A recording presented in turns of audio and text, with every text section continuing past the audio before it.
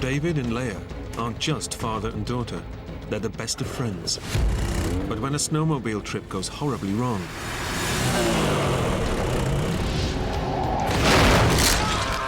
11-year-old Leia finds herself having to do things she never imagined, just to keep them alive. I knew that I need to find help. I need to send someone to my father, you know, he's hurt.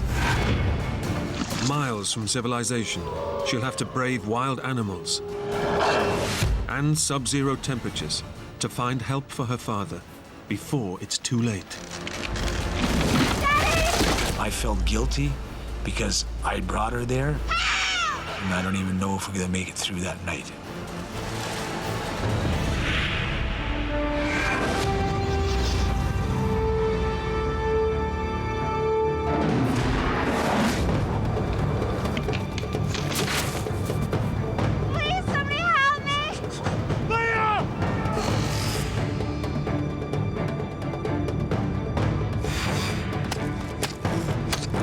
Can you feel your feet?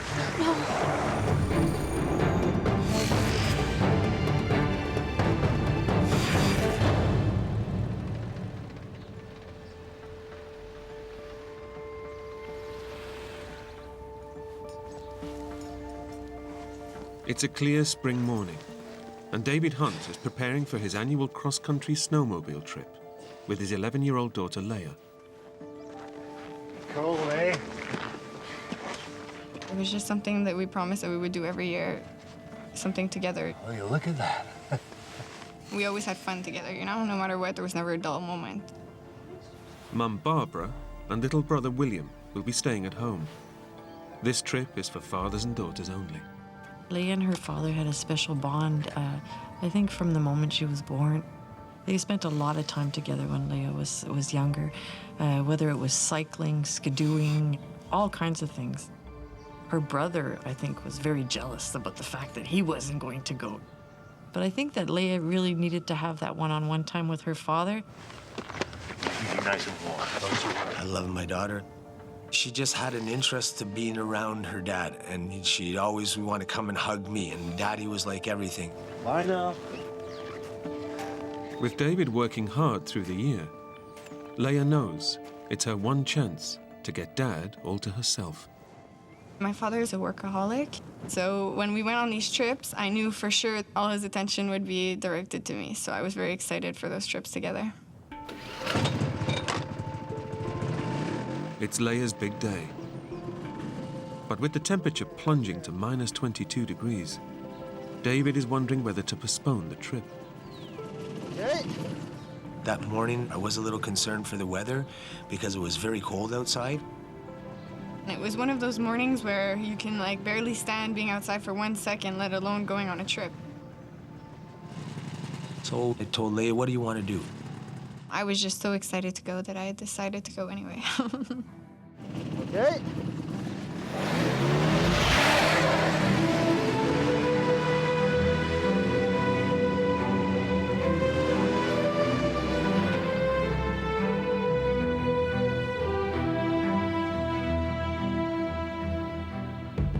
I really like snowmobiling, just the fact of having nothing on your mind. You're totally away from everybody. You're away from work. You can just enjoy the scenery and everything around you.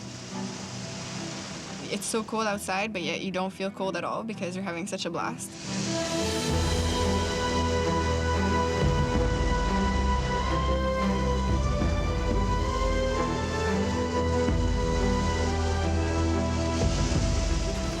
Leia and David are traveling on specially designated snowmobile trails. 30,000 kilometers of frozen freeways, crisscrossing the wilderness. Meticulously maintained by an army of grooming vehicles. The trails offer a thrilling alternative to taking the car between cities. That morning, we were heading in the direction of my cottage in Mont-Laurier. It's about 700 kilometers away. The journey will take 3 days, and they're traveling light, with just a small bag of clothes for the hotels they'll be staying at along the way. Tonight, they're aiming for the small town of Saint-Jérôme. I was concerned because it was around 2:30 in the afternoon, and darkness does come in around 4:35 in the wintertime. Figured around 4:30 we should be at SubZero. David has recently purchased a state-of-the-art two-seater Grand Tourer snowmobile, capable of 220 kilometers an hour. But David sticks to the blanket 60 kilometer an hour speed limit on the trails. Accidents on these tracks are all too common. Every year there's maybe 30 or 40 deaths in snowmobile accidents. You could be coming on your trail, nice and slow, minding your own business in a way, and just looking and admiring all the scenery and everything, and you'll come into a corner, and the 3 or 4 machines will just be coming around that corner like they think it's a racetrack. If you get 2 skidoos and 1 skidoo is on your side of the trail by 6-7 inches, forget it. It won't pass. They think it's a racetrack. Like we got Michael Schumacher on the track here, you know, and Jeff Gordon. My trick is not to travel at nighttime. Leave early in the morning and be finished by about 4 or 5 o'clock in the afternoon.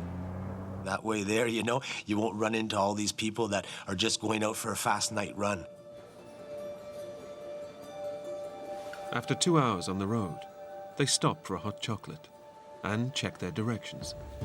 You know, I think it's only about another half hour before we get to the hotel. And I looked at the Skidoo map, finding the closest direction to get to SubZero. Because what is fun about snowmobiling is if you do want to go in a direction, let's say to my cottage, there's 5 or 6 different trails that you can take to get there.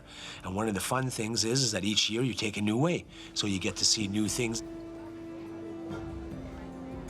So I was looking at the map and I told Leia that, look, well, it looks like this trail here is a nice windy trail and everything and all that, and that'll take us to SubZero. Sitting in a heated restaurant has warmed them up. But once outside, they're back in the grip of the ice-cold conditions.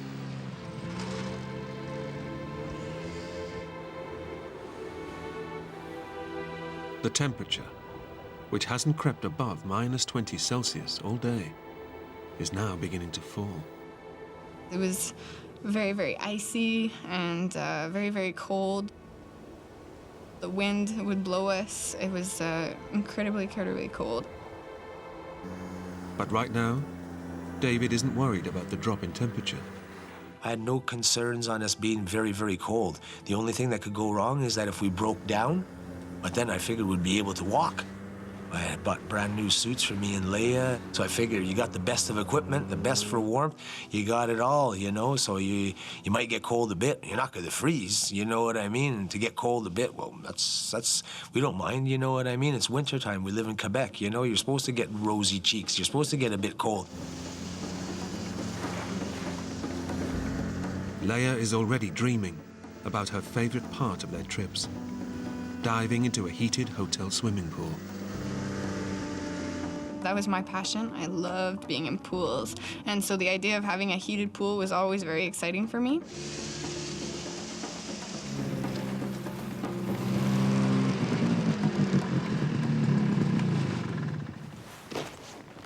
Leia and David arrive at SubZero before nightfall.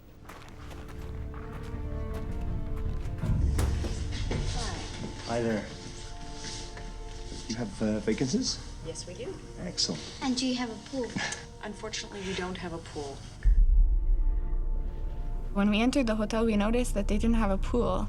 And I looked forward to going into their heated pool so much that I convinced my father to go on for another hour until we reached the next hotel where they had a pool.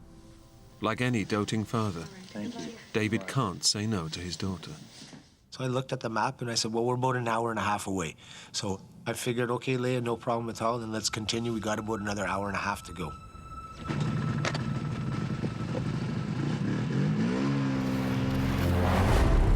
David knows that snowmobiling at night brings a new set of dangers. You're not in cities, so you have all these animals to deal with too. If something was to go wrong, you'd rather much be in the daytime than at the nighttime. In spite of the dangers, David and Leia make good progress. It was a new trail. We'd never been this way in the snowmobile before, and the trails were very good.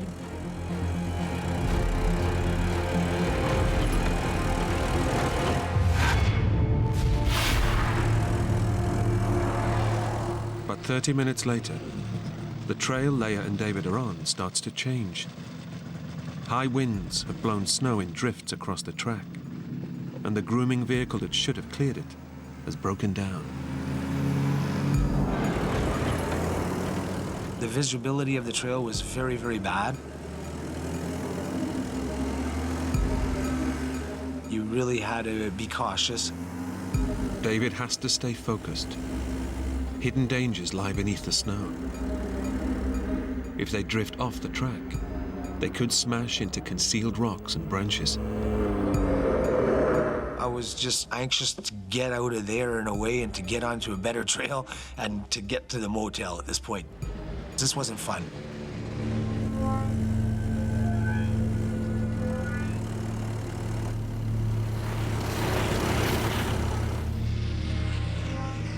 With the light fading and the trail fast vanishing, David considers his options. I looked at the map. I saw that if we had to turn around where we were to go to another trail, this would take us 2 hours out of our way and that we would never be able to make it to that motel before 8, 9 o'clock at night. David faces a major dilemma. Lose time turning back for better trails, or carry on through heavy, ungroomed snow. So I figured, well, if the trail's no good, we'll just go slow. At least it's good to save us time.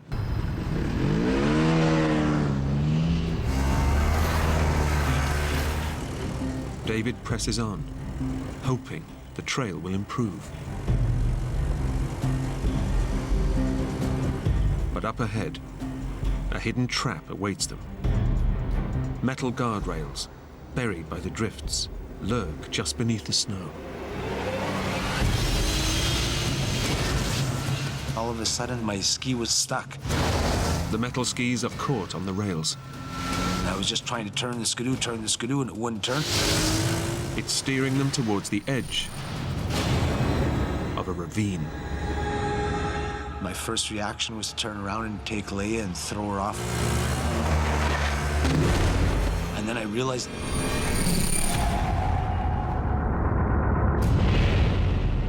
Oh my God.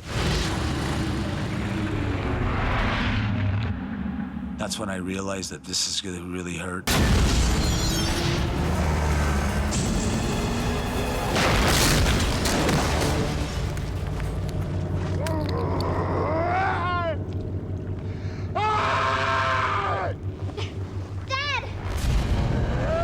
When I looked down at him and I saw him in the bottom of the ravine, I guess in that moment I just kind of froze over.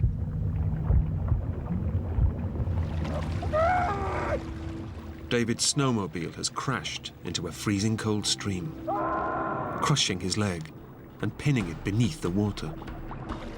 I was very panicky. I was very scared. Dad! Just get out, please! What's wrong?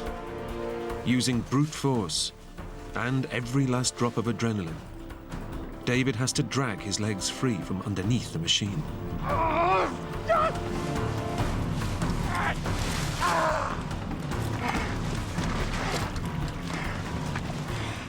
But when he tries to stand,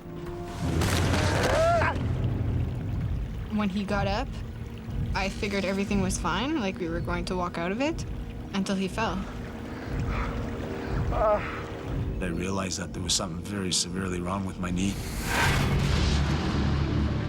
when David crash-landed in the bottom of the ravine, it wasn't just the ice that shattered. Pinned underneath 270 kilos of falling metal, David's knee took the full force of the impact and is now smashed into 15 fragments of broken bone. The slightest movement causes these jagged shards to grind against the surrounding tissue. It felt like somebody had taken a hammer and smashing your knee right against concrete. Ah, Leia! I throbbing pain that I've never experienced before in all my life. Dad! Dad, please, just get up! David needs to get out of the ravine and back to a hospital fast. But with a shattered knee, he can't move. I couldn't just get up, man, and get out of there. Dad! What's wrong? David is now relying on his 11-year-old daughter to get him out. Dad, I'm coming down. But with the wind and snow suddenly picking up, it won't be easy. My father has always been there for me. Good care. Now it's my turn to show that I can help him.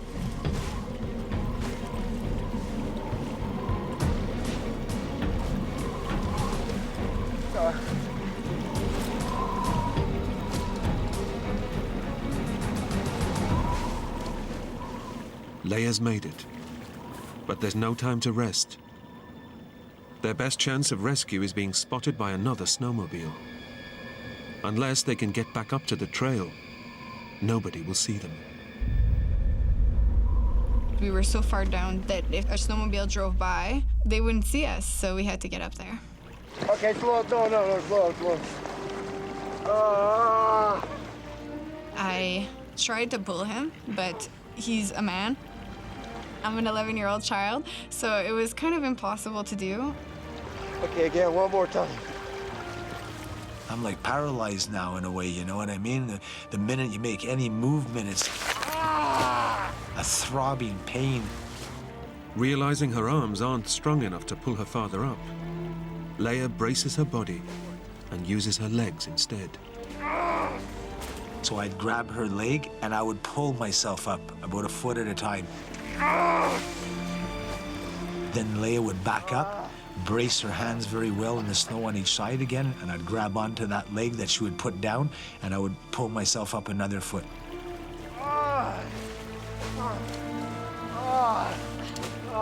I tried to pull him, and every time he would slip and fall back down. Every jolt sent shockwaves of pain through David's smashed knee.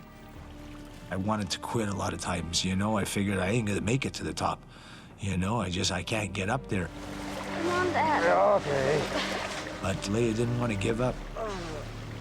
I was so determined at that moment. It was like another me that kicked in.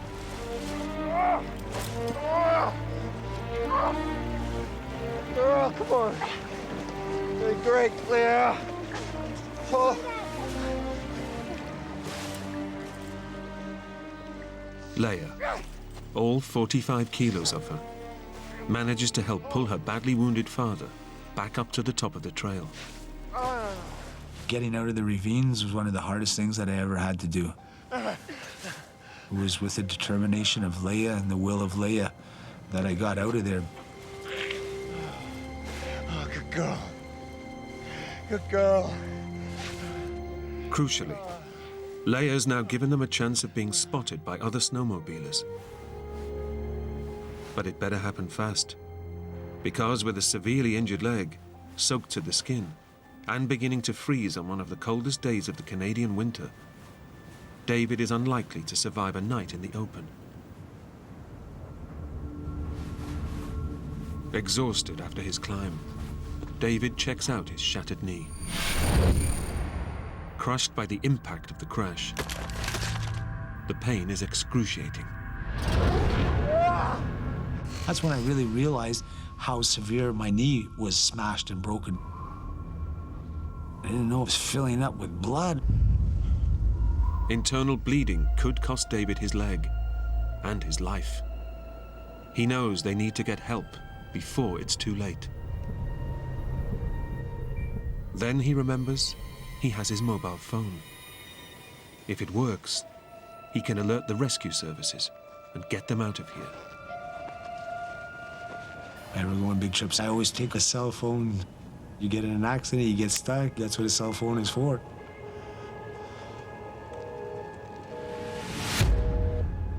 There's no reception, no signal.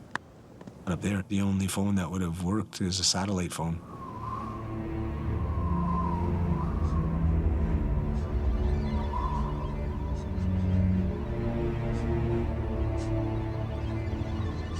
David and Leia are all alone. The temperature is dropping. They're 11 kilometers from the next town. And with nighttime fast approaching, it's unlikely any other snowmobiles will pass by.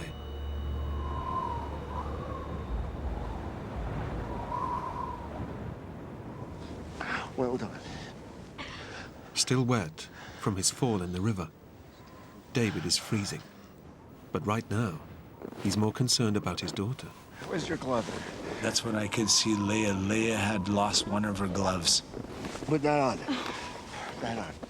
I had one left, the other one I threw off when I was in the water, and I gave that glove to Leia and I told her to put that on her hand. In these conditions, any exposed skin is vulnerable. And by giving Leia his glove, David is risking losing his hand to frostbite. Despite the condition of the trail and the worsening weather, David tries to convince himself that someone will come and save them. Now it's almost dark time. I'm sure there's people around here that travel back and forth to go to work on their skidoo, or after supper they'll go for a ride. So within an hour or two, a skidooer will go by and they'll pick us up. But David's optimism is at odds with all the evidence.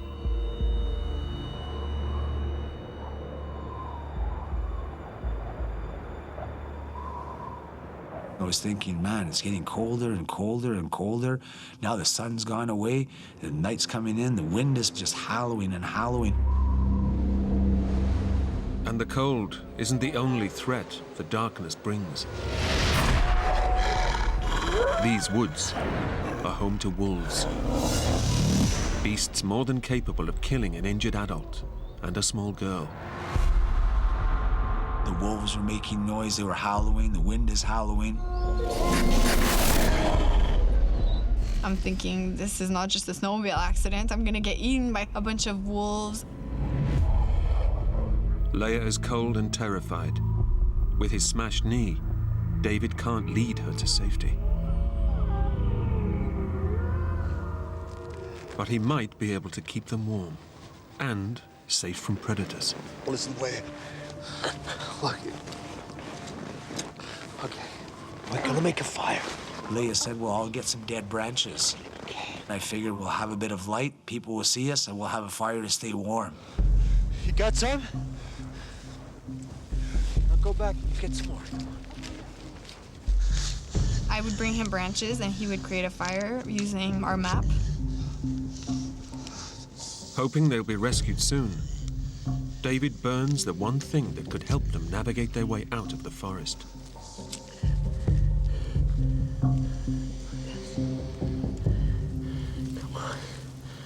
Come on, Leia, they're gonna need some more branches soon. For the first time since they crashed, David and Leia feel some warmth. The fire should also keep any wolves at bay. Starting to look better now, at least, you know, things are looking up. But keeping the fire going proves a challenge. The branches that she could break were like an inch and smaller. I got some more. So by the time she'd go and get more and come back, it was burnt. I would be running back and forth. Every time I would come back to enjoy the fire, it would be out again. Listen, still good, honey. David soon realizes that making the fire is a futile exercise. This isn't gonna work. I told her, no, forget about that. You're gonna have to stay in. Keep close. The wind is blowing so fast, too. It's hard to make a fire. Dad. As the last flames die away, the icy wind and sub-zero temperatures sting David and Leia. The cold is now as much a threat to their lives as any predator. And unless they can stay warm, the forest will become their grave.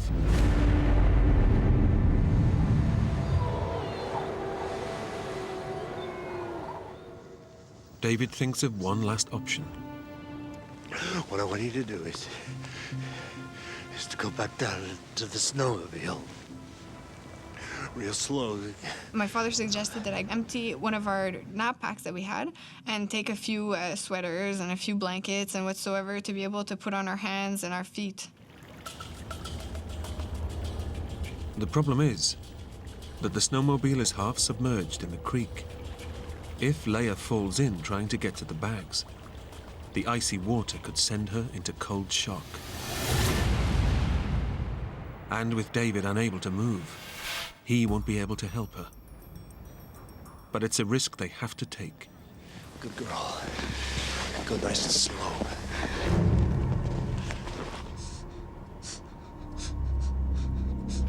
It was very frightening because it was very dark. I went down the slope that I had made to the snowmobile.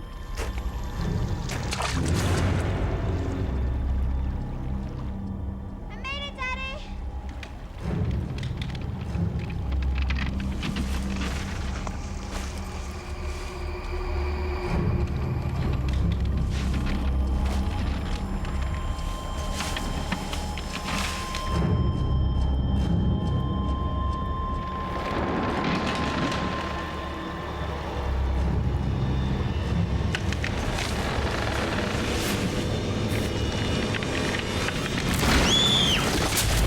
Leia!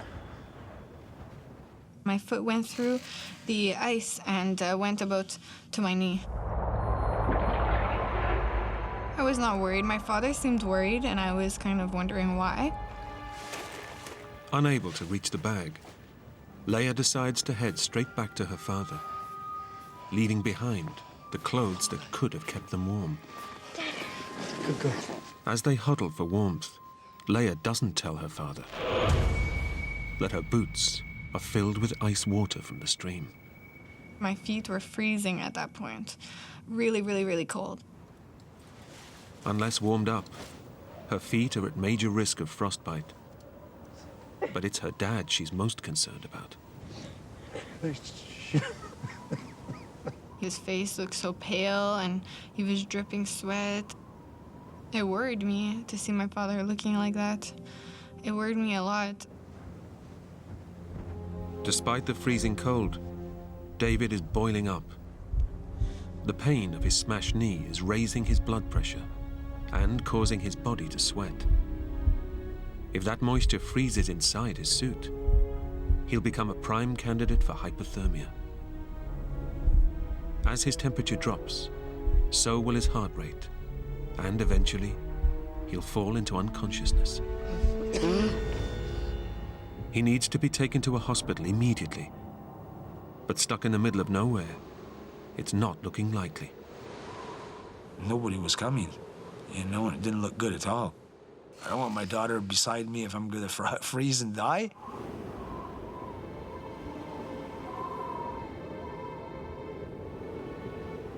With 8 hours till dawn, and the temperature still dropping, David makes a decision. You're gonna have to go and get help, okay? When my father told me to leave to go find help, I was incredibly shocked. I didn't know what to do at that moment. Linda, you're right here. Okay? She didn't want to leave me there, you know. She wanted to stay with me. Girl. I said, you have to, Leia. I said, you can't stay here with me. You stay here with me, you could pass away. I could pass away. We'd freeze here tonight. Off you go now. I was scared that he would be left by himself. But I knew that I wanted to rescue my father.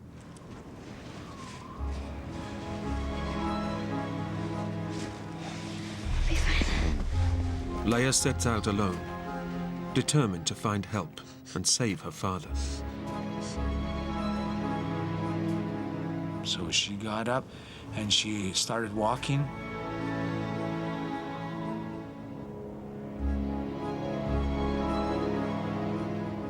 I literally felt helpless.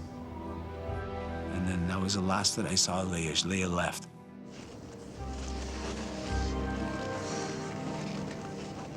As soon as I left him, the fear kicked in. I realized that I was all by myself now.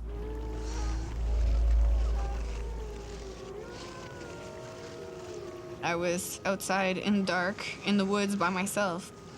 I was very, very nervous. Very scary.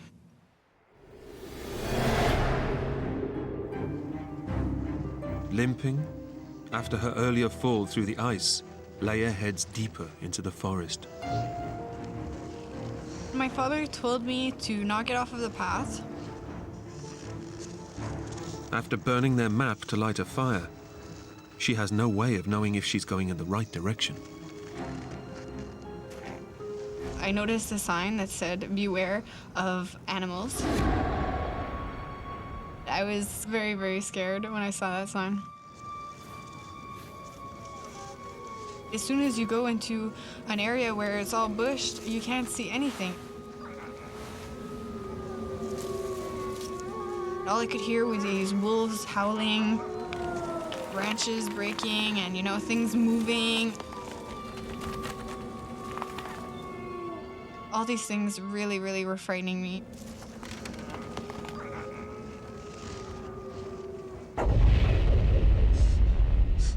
Back at the crash site, David can't stop thinking about Leia. I was so worried after she left. I was thinking, you know, all kinds of stupid things that could happen to her.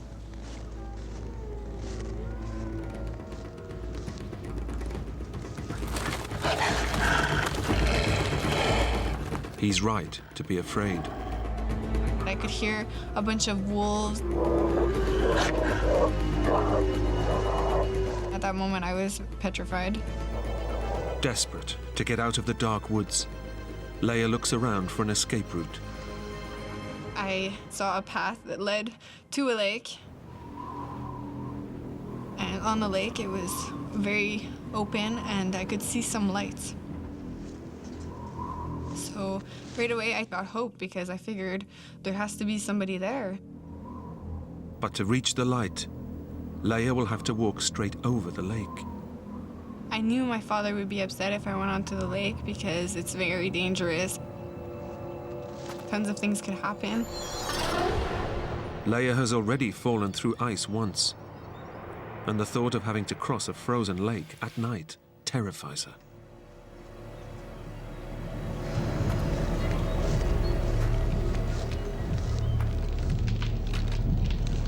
What if the ice breaks? I kept going anyway, just trying not to think of it.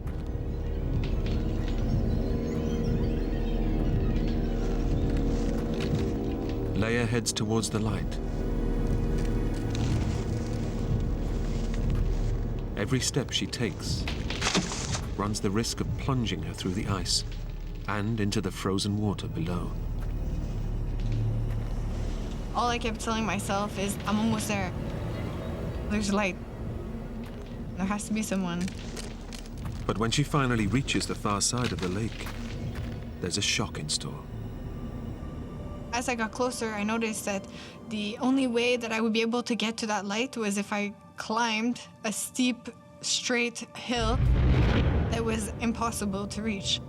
At that moment, I started to yell and yell and yell and just scream out, Help!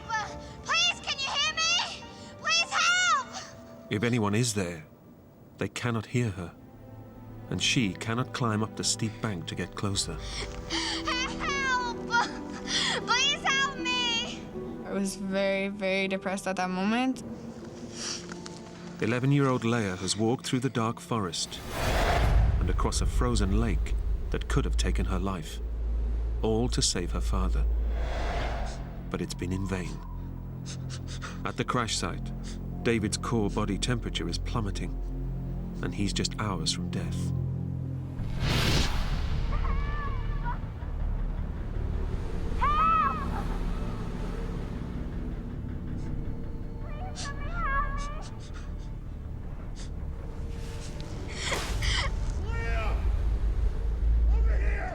Finally, I heard a voice, so I started to yell back. Leia! Leia! It was my father's voice. Leia heads in the direction his shouts are coming from. Daddy! It's been 3 hours since David last saw his daughter, and hearing her voice breathes new life into him. When I heard Leia calling out my name, it was like a sigh of relief that I knew that she was still alive. Daddy! I'm here!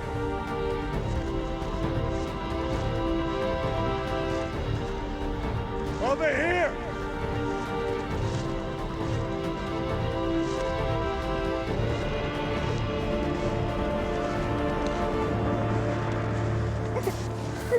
It's okay.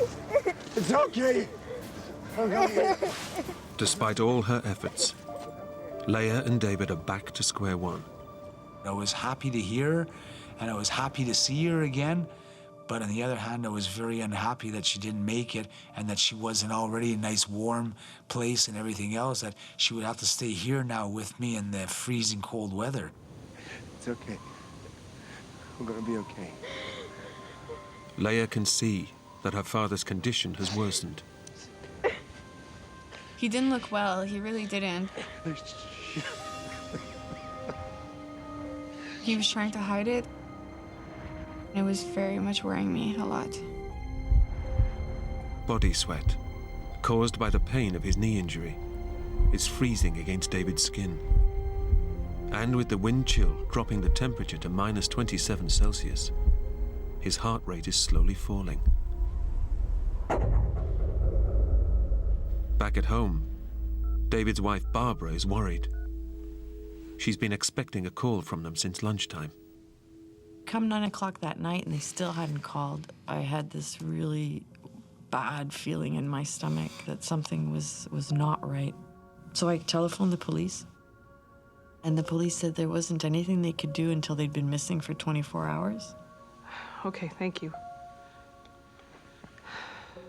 I was just totally devastated. At the crash site, David has given up any hope of rescue. I didn't think there was another skidoo coming. But it was too cold of a night, for one. Very, very blowy. The trails were so bad. Who's gonna want to go out in that? We wanted that wind to stop. It was just getting worse and worse. Darker and darker. Colder and colder. And I could see up in the trees, and it was blowing all the snow off of the trees and blowing it all onto us and blowing it everywhere. And it was just the noise. It was a noise that I wanted to stop.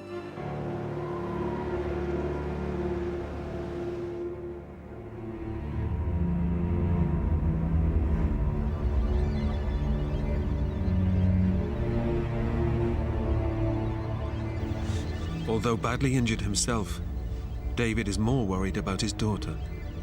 She was cold, and I was cuddling her up. She was shivering and shivering and wouldn't stop. I was trying to get her as warm as I could. But one part of Leia's body, which was freezing cold, is now beginning to feel warm. Her feet. My feet weren't cold whatsoever at that moment. They were kind of actually numbed. It's gonna be okay. Her feet are also swelling. Combined with the lack of sensation, it's a sure indicator that Leia is developing acute frostbite. The cold has frozen the fluid in her skin cells, creating ice crystals. These cells have ruptured, causing her feet to swell. Now, the blood supply is not reaching the damaged skin, and the nerves in her toes are slowly dying. Every 15, 20 minutes, I'd just be patting on her side, and I'd see that she'd move. I didn't want to wake her up, but I wanted to make sure she was always alive. David has tried to stay strong for Leia. But now, one thought goes round and round in his head. Has he just led his young daughter to her death? I felt guilty because I brought her there. It was a living nightmare for her. There's no way that Leia deserved this. So if there was anything that I could do for this to turn around and be different, I would do that in a flash. But I can't.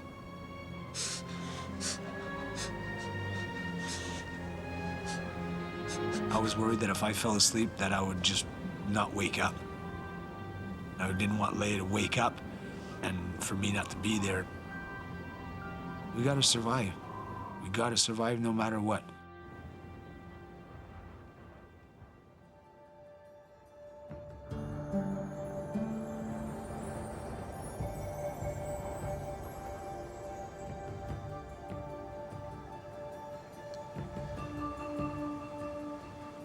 was very, very relieved that the sun was coming up. Against all the odds, David and Leia have survived one of the coldest nights of the year in one of the most inhospitable environments on Earth. We did it and we survived, and I just thank God for watching over us, you know. But when Leia goes to get up, there's a shock for both of them. My feet. Holy jeez.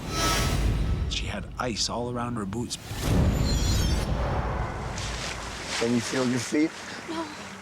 Balls of ice have formed around her feet, which now prevent her going anywhere. Move your feet. You can't feel them? No. Okay. David grabs a metal signpost out of the snow to chop away the ice. I was holding the wood part of it, and I was chopping with the aluminum part of the sign. As David breaks up the ice, curiously, Leia feels nothing. My feet were so numb, I didn't feel anything whatsoever. All I could feel was him hacking at it. The fact that Leia cannot feel her feet is a very bad sign. The nerve endings in her toes have died. She doesn't know it, but she's in the advanced stages of frostbite. Despite the damage, she can stand.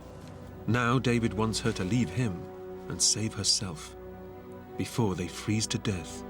Gotta go back to the trail from last night, okay? It's the only way. It's gonna be okay. Either she leaves now on foot to go to get help, or we die here. I love you, Daddy. I said to Leia, when you're walking, just believe in your heart, Dad is with you. So you walk and you leave and you get to the town, I'll be good.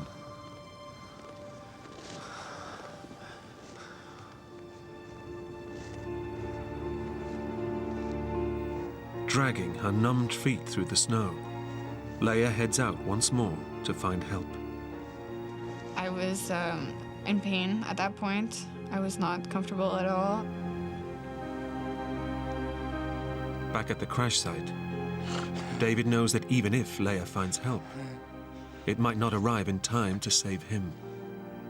He has to try and walk, or die here in the forest. After Leia left, I figured that I'm gonna go that way too. I'll try and follow her. Come on!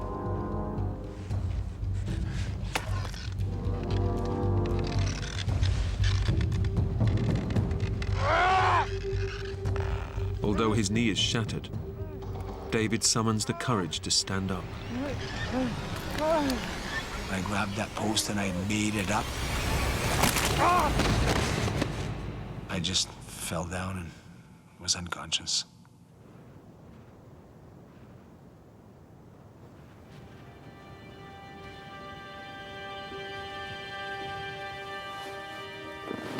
An hour into her walk, Leia spots a derelict building in the snow up ahead.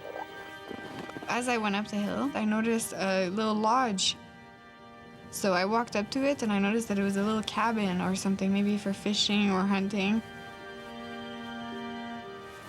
I was so disappointed because I wish I would have seen it the night before and I would have been able to drag my father towards it or something so that we could have gone in it, you know?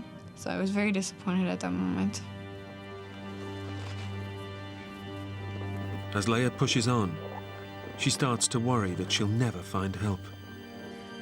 I felt like I was not getting anywhere. When you're in the woods like that, often it all looks a bit the same. Leia doesn't know it, but now every second counts in the race to find help. Her next decision, to go left or right, could seal her father's fate. As I was walking, I reached the point where I had turned off the night before to go into the lake. I remember my father told me it's very important to always stick to your right, he told me.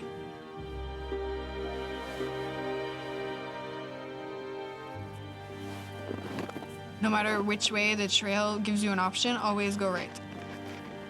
Leia goes right, hoping that the path will take her towards the town. and the chance to save her father.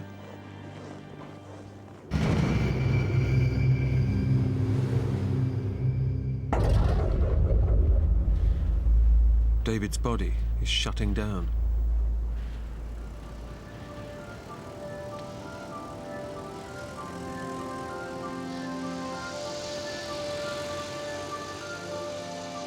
Hours later, a family on a snowmobile trip spot David's body in the snow. David has clung to life. My daughter! Now his only thoughts are for Leia. My daughter! He said that Leia had been found and that she was going to be taken to Saint Jerome Hospital. It was a sigh of relief that we succeeded. We made it. You know, we're not going to die here. It's not our time. Honey. Incredibly, Leia and David are rescued just a few hours apart. Leia walking into a nearby town on her badly damaged feet. I was so happy. I was crying. I was so happy. It was like I started breathing again.